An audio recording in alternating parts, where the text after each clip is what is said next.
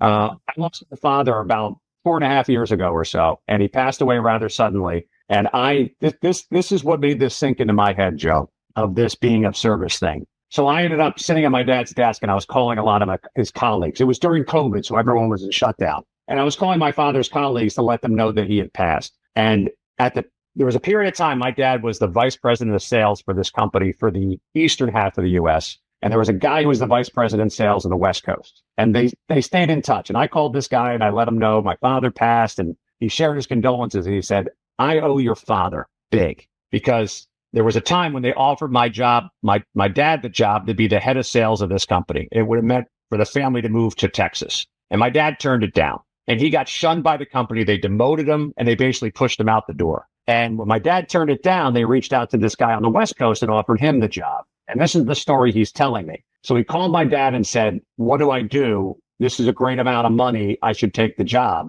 And my dad told him, he said, Frank, you're from Southern California. You're married. You got 3 kids. 2 of your daughters are in high school. If you move to Texas, and while your daughters are in high school and they love the West Coast, how do you think they're going to respond?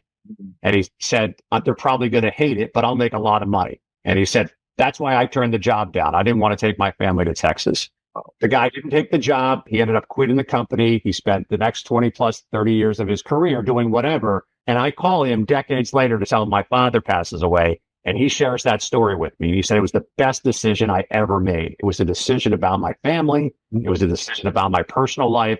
Everything in my bones told me to take the job, take the money, because that's what we're supposed to do.